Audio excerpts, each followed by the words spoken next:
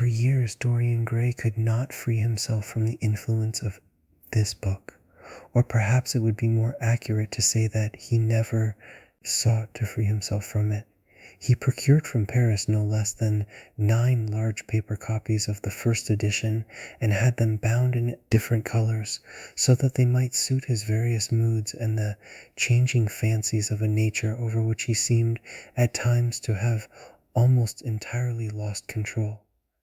The hero, the wonderful young Parisian in whom the romantic and the scientific temperaments were so strangely blended, became to him a kind of prefiguring type of himself. And indeed, the whole book seemed to him to contain the story of his own life, written before he had lived it. In one point he was more fortunate than the novel's fantastic hero.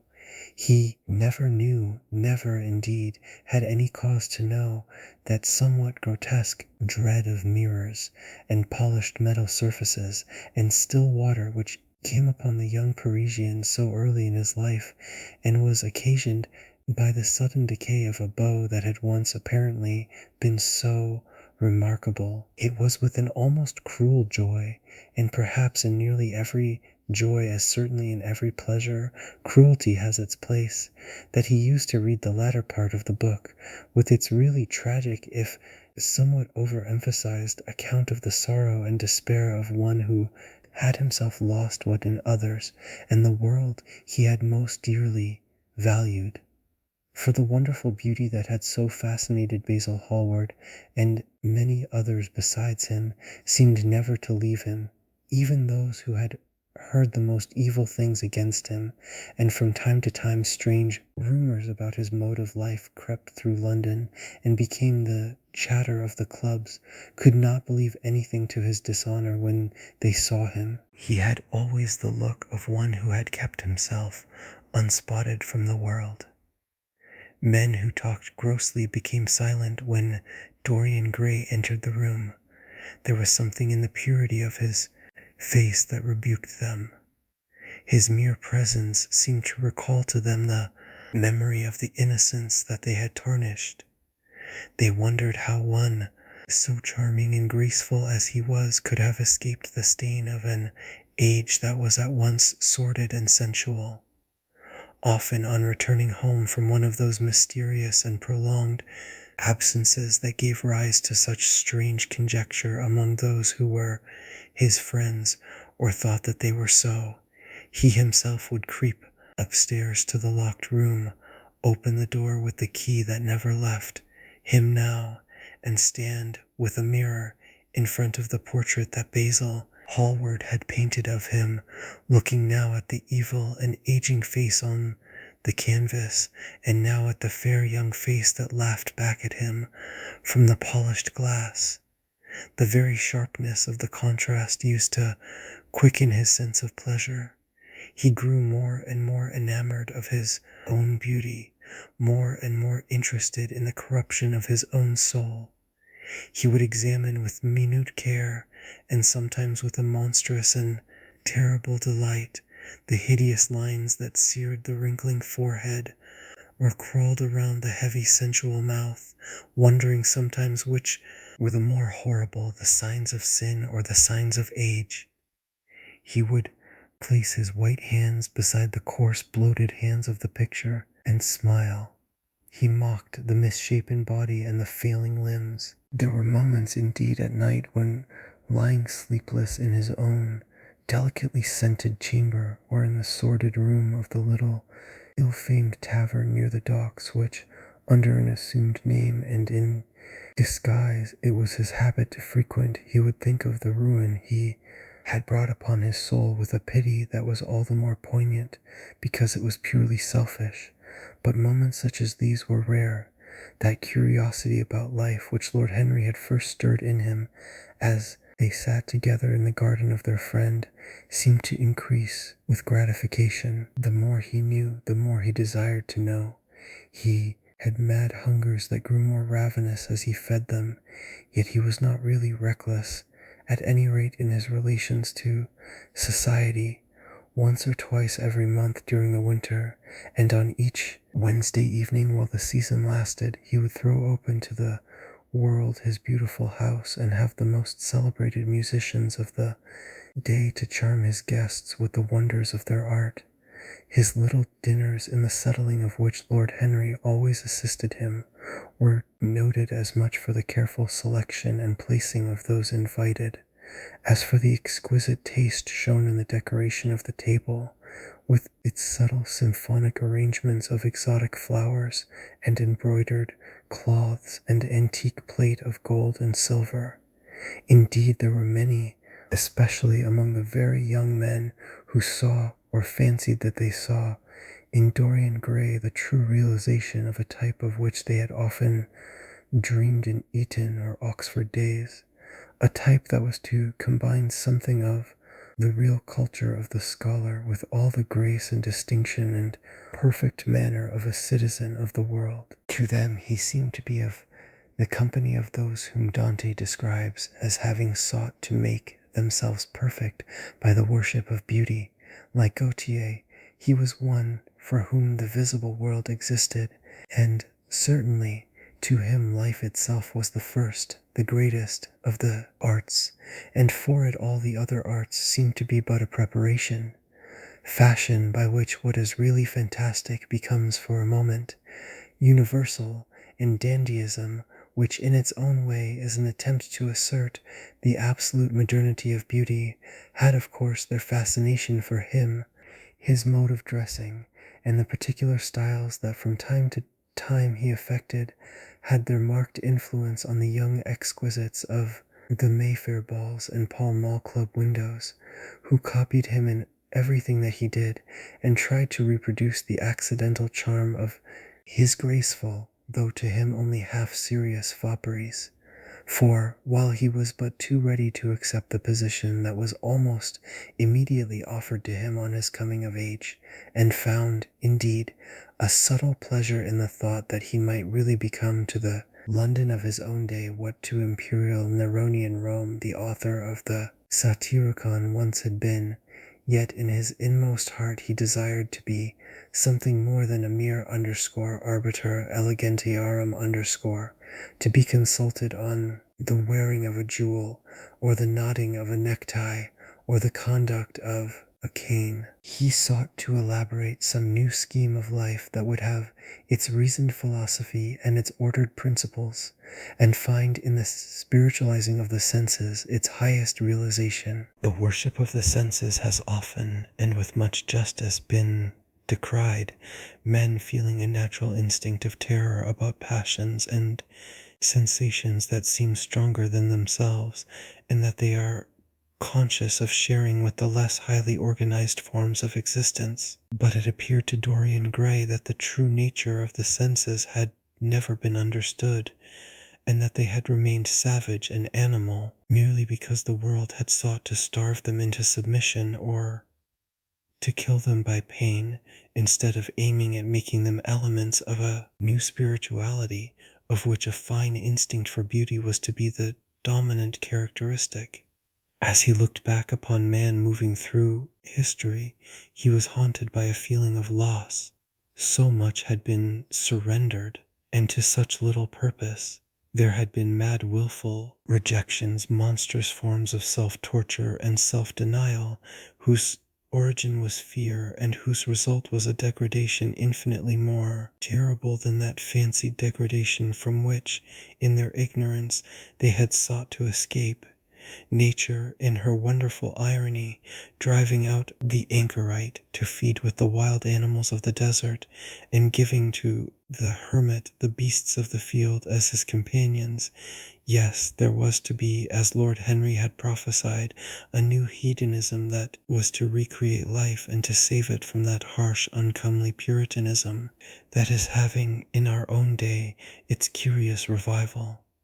It was to have its service of the intellect, certainly, yet it was never to accept any theory or system that would involve the sacrifice of any mode of passionate experience. Its aim, indeed, was to be experience itself, and not the fruits of experience, sweet or bitter as they might be. Of the asceticism that deadens the senses, as of the vulgar profligacy that dulls them, it was to know nothing, but it was to teach man to concentrate himself upon the moments of a life that is itself but a moment.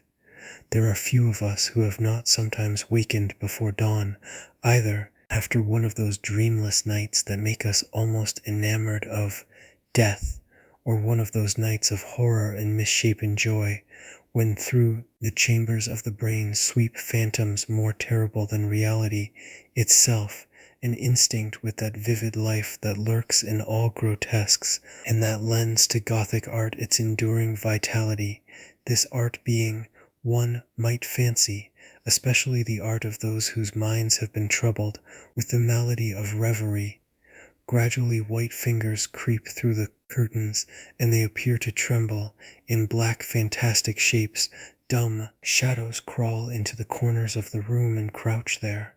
Outside, there is the stirring of birds among the leaves, or the sound of men going forth to their work, or the sigh and sob of the wind coming down from the hills and wandering round the silent house, as though it feared to wake the sleepers, and yet must needs call forth sleep from her purple cave. Veil after veil of thin dusky gauze is lifted, and by degrees the forms and colors of things are restored to them, and we watch the dawn remaking the world in its antique pattern.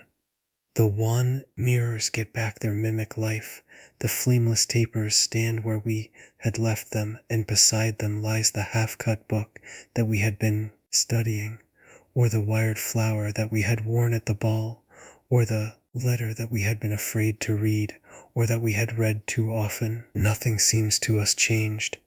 Out of the unreal shadows of the night comes back the real life that we had known. We have to resume it where we had left off, and there steals over us a terrible sense of the necessity for the continuance of energy in the same wearisome round of stereotyped habits, or a wild longing, it may be, that our eyelids might open some morning upon a world that had been refashioned anew in the darkness for our pleasure, a world in which things would have fresh shapes and colors and be changed or have other secrets, a world in which the past would have little or no place, or survive at any rate in no conscious form of obligation or regret, the remembrance even of joy having its bitterness, in the memories of pleasure their pain.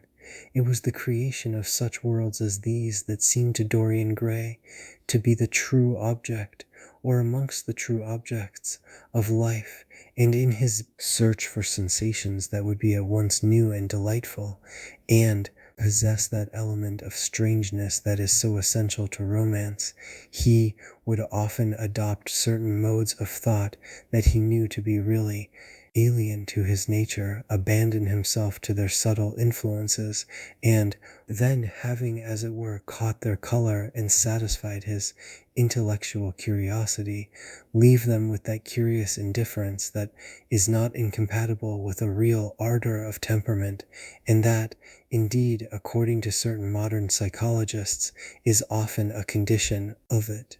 It was rumored of him once that he was about to join the Roman Catholic communion, and certainly the Roman ritual had always a great attraction for him.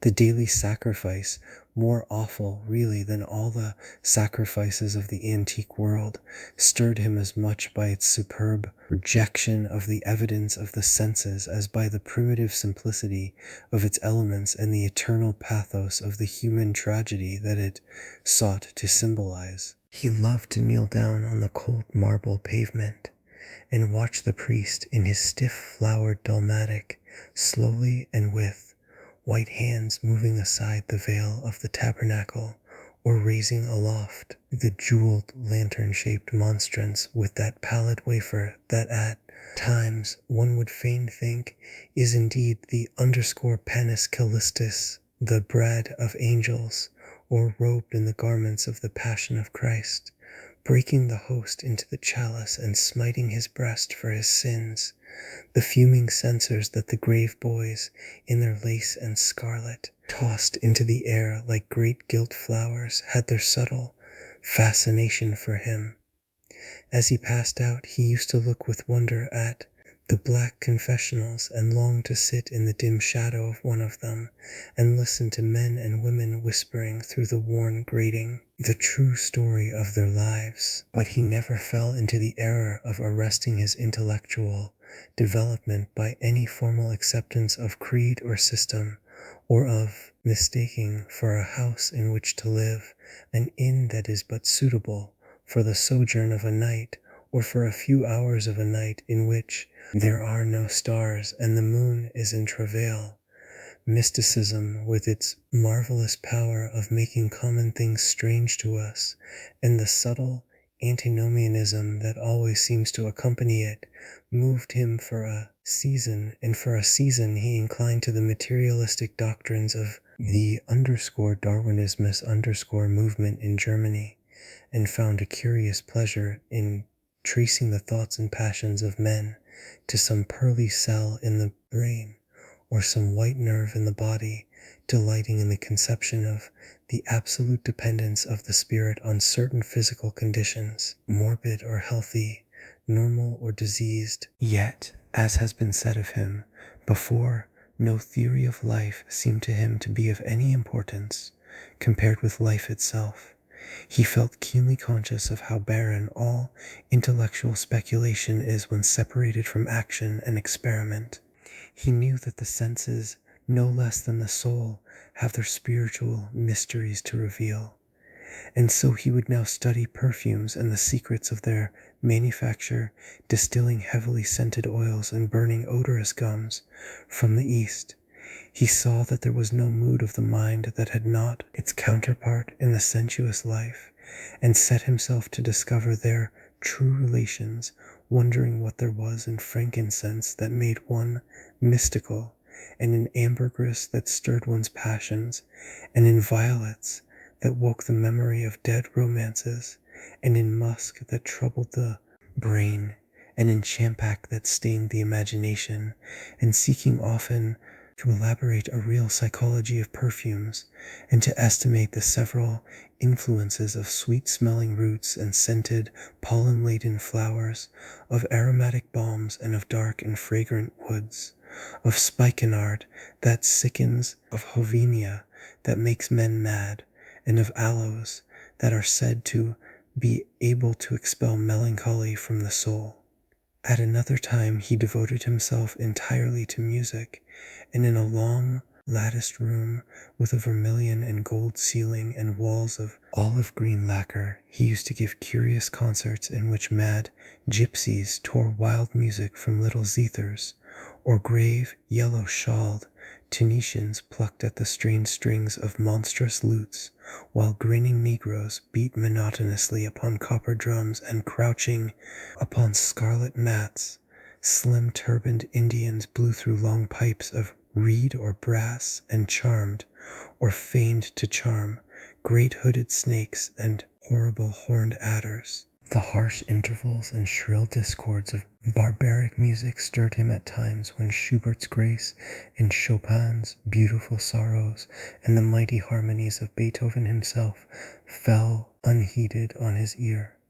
He collected together from all parts of the world the strangest instruments that could be found either in the tombs of dead nations or among the few savage tribes that have survived contact with Western civilizations and loved to touch and try them.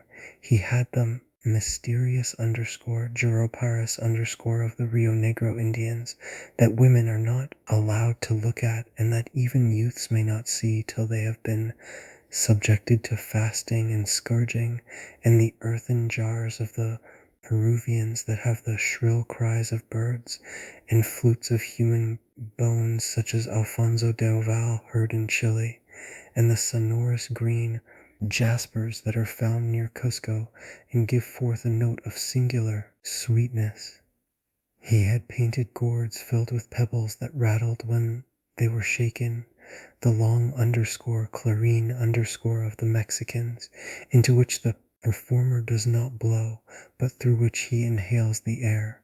The harsh terse of the Amazon tribes that is sounded by the sentinels who sit all day long in high trees, and can be heard, it is said, at a distance of 3 leagues. The underscore, tepanastli underscore, that has two vibrating tongues of wood and is beaten with sticks that are smeared with an elastic gum obtained from the milky juice of plants. The underscore, yodel underscore bells of the Aztecs that are hung in clusters like grapes, and a huge cylindrical drum covered with the skins of great serpents, like the one that Bernal Diaz saw when he went with Cortes into the Mexican temple, and of whose doleful sound he has left us so vivid a description. The fantastic character of these instruments fascinated him, and he felt a curious delight in the thought that art, like nature, has her monsters, things of bestial shape and with hideous voices. Yet, after some time, he wearied of them and would sit in his box at the opera, either alone or with Lord Henry, listening in rapt pleasure to Tannhauser and seeing in the prelude to that great work of art a presentation of the tragedy of his own soul. On one occasion he took up the study of jewels and appeared at a costume ball as Anne de Joyeuse, Admiral of France, in a dress covered with 560 pearls. This taste enthralled him for years, and indeed may be said never to have left him. He would often spend a whole day settling and resettling in their cases the various stones that he had collected, such as the olive green chrysoberyl that turns red by lamplight, the cymophane with its wire-like line of silver, the pistachio-colored peridot, rose-pink and wine-yellow topazes, carbuncles of fiery scarlet with tremulous four-rayed stars, flame-red cinnamon stones, orange and violet spinels, in amethysts with their alternate layers of ruby and sapphire. He loved the red gold of the sunstone, and the moonstone's pearly whiteness, and the broken rainbow of the milky opal. He procured from Amsterdam 3 emeralds of extraordinary size and richness of color, and had a turquoise underscore de la Vieille Roche underscore that was the envy of all the connoisseurs. He discovered wonderful stories also about jewels. In the Alfonsos, Clericalis Disciplina, a serpent was mentioned with eyes of real jacinth, and in the romantic history of Alexander the Conqueror of Emathia was said to have found in the Vale of Jordan snakes with collars of real emeralds growing on their backs. There was a gem in the brain of the dragon, Philostratus told us, and by the exhibition of golden letters and a scarlet robe, the monster could be thrown into a magical sleep and slain. According to the great alchemist Pierre de Boniface, the diamond rendered a man invisible, and the agate of India made him eloquent, the cornelian appeased anger, and the hyacinth provoked sleep, and the amethyst drove away the fumes of wine. The garnet cast out demons, and the hydropicus deprived the moon of her color. The selenite waxed and waned with the moon, and the meloceus that discovers thieves could be affected only by the blood of kids. Leonardus Camillus had seen a white stone taken from the brain of a newly killed toad that was a certain antidote against poison. The bezoar that was found in the heart of the Arabian deer was a charm that could cure the plague. In the nests of Arabian birds was the aspalates that, according to Democritus, kept the wearer from any danger by fire. The king of Ceylon rode through his city with a large ruby in his hand as the ceremony of his coronation. The gates of the palace of John the priest were made of sardius, with the horn of the horned snake inwrought, so that no man might bring poison within. Over the gable were 2 golden apples, in which were 2 carbuncles, so that the gold might shine by day and the carbuncles by night. In Lodge's strange romance A Marguerite of America, it was stated that in the chamber of the queen one could behold all the chaste ladies of the world, enchased out of silver, looking through fair mirrors of chrysolites, carbuncles, sapphires, and green emeralds. Marco Polo had seen the inhabitants of Zipangu place rose-colored pearls in the mouths of the dead, A sea monster had been enamored of the pearl that the diver brought to King Perozes, and had slain the thief, and mourned for 7 moons over its loss. When the Huns lured the king into the great pit, he flung it away. Procopius tells the story, nor was it ever found again, though the Emperor Anastasius offered 500 weight of gold pieces for it. The king of Malabar had shown to a certain Venetian a rosary of 304 pearls, one for every god that he worshipped. When the Duc de Valentinois, son of Alexander VI, visited Louis IV of France, his horse was loaded with gold leaves, according to Brantôme, and his cap had double rows of rubies that threw out a great light. Charles of England had ridden in stirrups hung with 421 diamonds. Richard II had a coat valued at 30,000 marks, which was covered with balas rubies. Hall described Henry VIII on his way to the Tower previous to his coronation as wearing a jacket of raised gold, the placard embroidered with diamonds and other rich stones, and a great bauderike about his neck of large balasses. The favorites of James I wore earrings of emeralds set in gold filigrane. Edward II gave to Piers Gaveston a suit of red gold armor studded with jacinths, a collar of gold roses set with turquoise stones, and a skull cap parsemé with pearls. Henry II wore jeweled gloves reaching to the elbow, and had a hawk glove sewn with 12 rubies and 52 great orients. The ducal hat of Charles the Rash, the last Duke of Burgundy of his race, was hung with pear-shaped pearls and studded with sapphires. How exquisite life had once been! How gorgeous in its pomp and decoration! Even to read of the luxury of the dead was wonderful. Then he turned his attention to embroideries and to the tapestries that performed the office of frescoes in the chill rooms of the northern nations of Europe as he investigated the subject, and he always had an extraordinary faculty of becoming absolutely absorbed for the moment in whatever he took up. He was almost saddened by the reflection of the ruin that time brought on beautiful and wonderful things. He, at any rate, had escaped that. Summer followed summer, and the yellow jonquils bloomed and died many times, and nights of horror repeated the story of their shame, but he was unchanged. No winter marred his face or stained his flower-like bloom. How different it was with material things. Where had they passed to? Where was the great crocus-colored robe on which the gods fought against the giants, that had been worked by brown girls for the pleasure of Athena? Where the huge velarium that Nero had stretched across the Colosseum at Rome, that Titan sail of purple on which was represented the starry sky, and Apollo driving a chariot drawn by white gilt-reined steeds? He longed to see the curious table napkins wrought for the priest of the sun, on which were displayed all the dainties and viands that could be wanted for a feast, the mortuary cloth of King Chilperic with its 300 golden bees, the fantastic robes that excited the indignation of the Bishop of Pontus and were figured with lions, panthers, bears, dogs, forests, rocks, hunters, all, in fact, that a painter can copy from nature, and the coat that Charles of Orleans once wore, on the sleeves of which were embroidered the verses of a song beginning _Mesdames, je suis tout joyeux _, the musical accompaniment of the words being wrought in gold thread, and each note of square shape in those days formed with 4 pearls.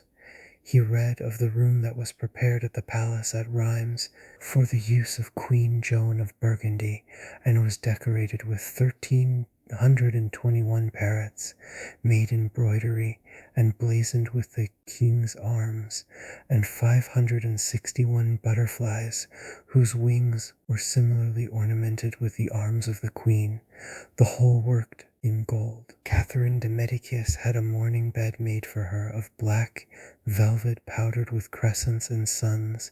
Its curtains were of damask, with leafy wreaths and garlands figured upon a gold and silver ground, and fringed along the edges with broideries of pearls, and it stood in a room hung with rows of the Queen's devices in cut black velvet upon cloth of silver. Louis XIV had gold embroidered caryatides 15 feet high in his apartment. The state bed of Sobieski, King of Poland, was made of Smyrna gold brocade embroidered in turquoises with verses from the Quran. Its supports were of silver gilt, beautifully chased, and profusely set with enameled and jeweled medallions. It had been taken from the Turkish camp before Vienna, and the standard of Muhammad had stood beneath the tremulous gilt of its canopy, and so for a whole year he sought to accumulate the most exquisite specimens that he could find of textile and embroidered work, getting the dainty Delhi muslins, finely wrought with gold thread palmates and stitched over with iridescent beetles' wings, the Dhaka gauzes that from their transparency are known in the East as woven air and running water and evening dew, strange figured cloths from Java, elaborate yellow Chinese hangings, books bound in tawny satins or fair blue silks and wrought with _fleur-de-lis_,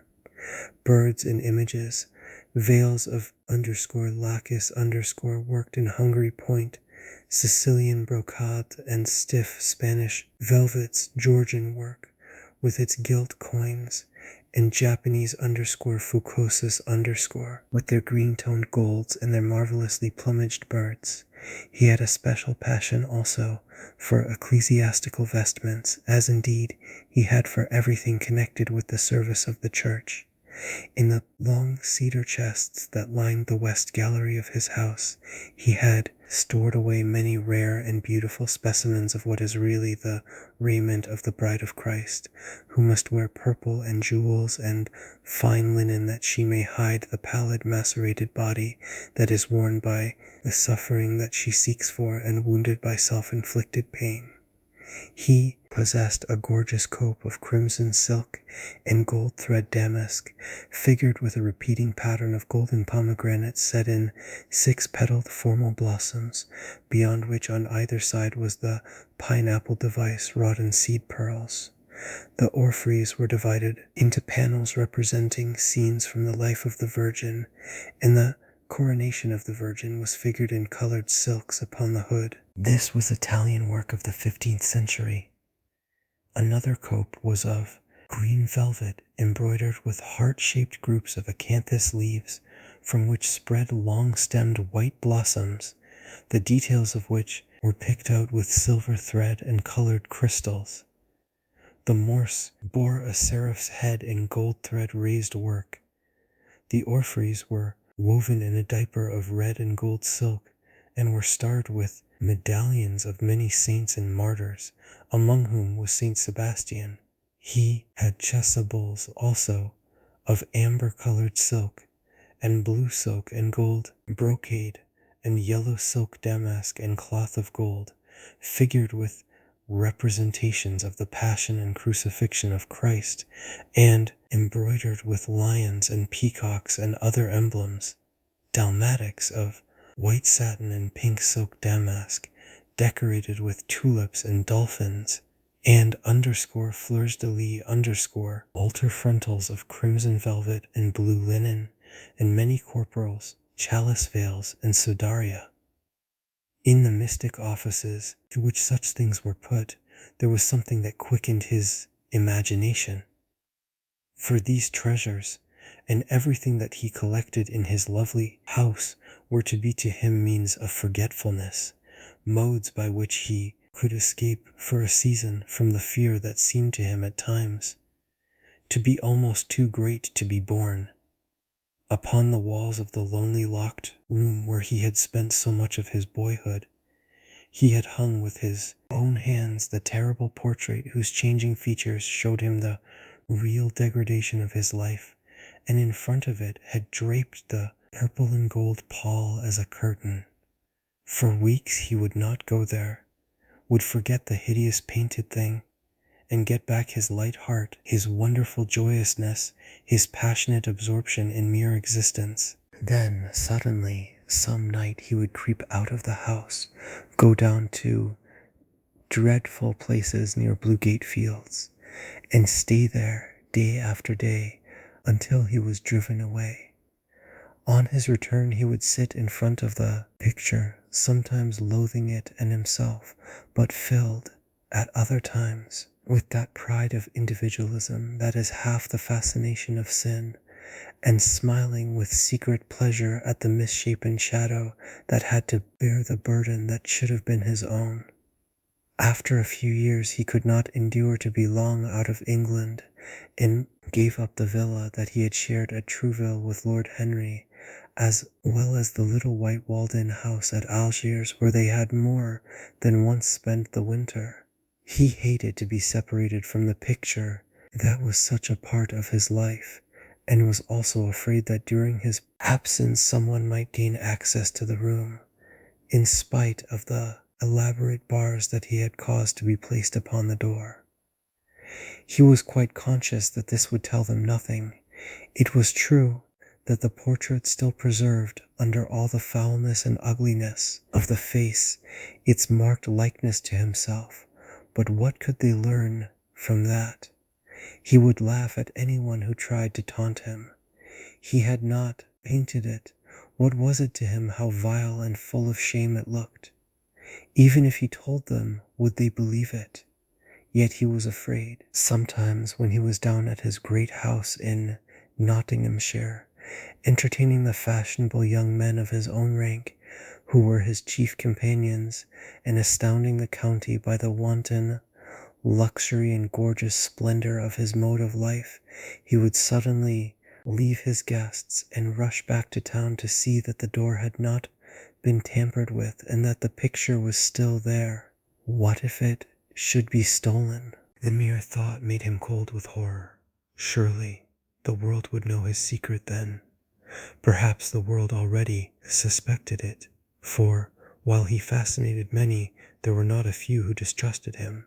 He was very nearly blackballed at a West End club of which his birth and social position fully entitled him to become a member, and it was said that on one occasion, when he was brought by a friend into the smoking room of the Churchill, the Duke of Berwick and another gentleman got up in a marked manner and went out. Curious stories became current about him after he had passed his 25th year. It was rumored that he had been seen brawling with foreign sailors in a low den in the distant parts of Whitechapel, and that he consorted with thieves and coiners and knew the mysteries of their trade. His extraordinary absences became notorious, and when he used to reappear again in society, men would whisper to each other in corners, or pass him with a sneer, or look at him with cold searching eyes, as though they were determined to discover his secret. Of such insolences and attempted slights he, of course, took no notice, and in the opinion of most people his frank debonair manner, his charming boyish smile, and the infinite grace of that wonderful youth that seemed never to leave him, were in themselves a sufficient answer to the calumnies, for so they termed them, that were circulated about him. It was remarked, however, that some of those who had been most intimate with him appeared, after a time, to shun him.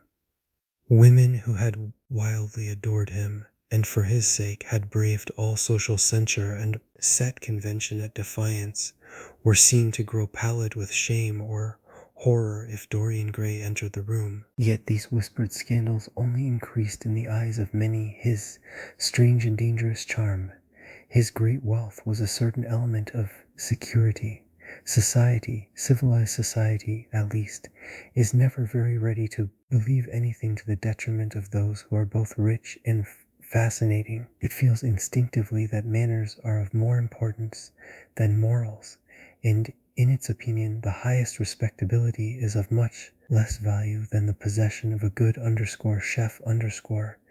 And, after all, it is a very poor consolation to be told that the man who has given one a bad dinner or poor wine is irreproachable in his private life.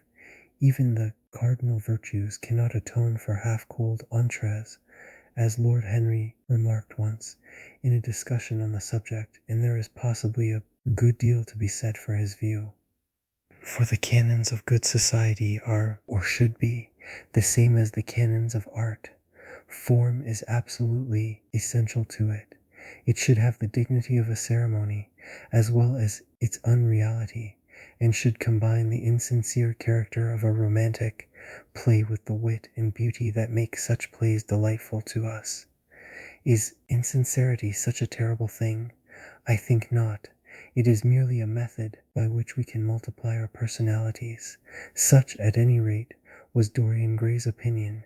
He used to wonder at the shallow psychology of those who conceive the ego in man as a thing simple, permanent, reliable, and of one essence.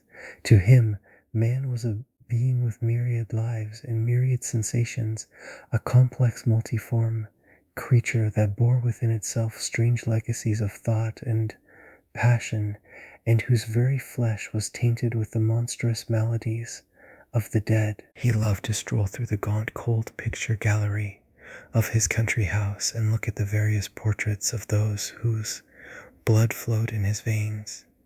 Here was Philip Herbert, described by Francis Osborne in his memoirs on the reigns of Queen Elizabeth and King James, as one who was caressed by the court for his handsome face, which kept him not long company. Was it young Herbert's life that he sometimes led? Had some strange poisonous germ crept from body to body till it had reached his own? Was it some dim sense of that ruined grace that had made him so suddenly, and almost without cause, give utterance in Basil Hallward's studio to the mad prayer that had so changed his life? Here, in gold-embroidered red doublet, jewelled surcoat, and gilt-edged ruff and wristbands, stood Sir Anthony Sherard, with his silver and black armour piled at his feet. What had this man's legacy been? Had the lover of Giovanna of Naples bequeathed him some inheritance of sin and shame? Were his own actions merely the dreams that the dead man had not dared to realize?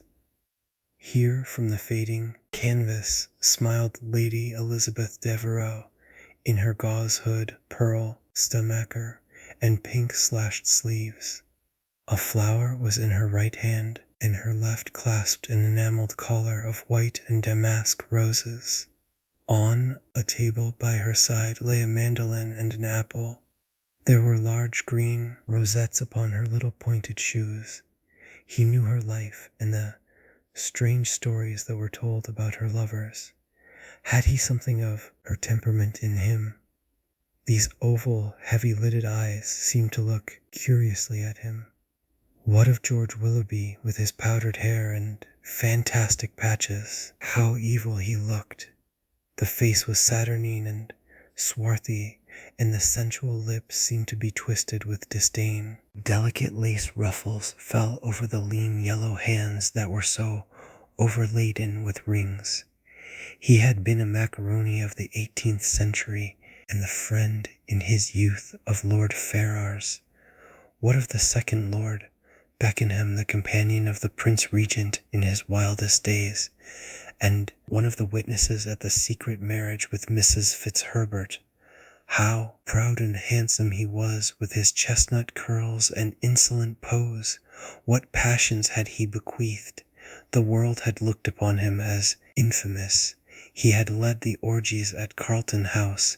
The star of the Garter glittered upon his breast. Beside him hung the portrait of his wife, a pallid, thin-lipped woman in black. Her blood also stirred within him.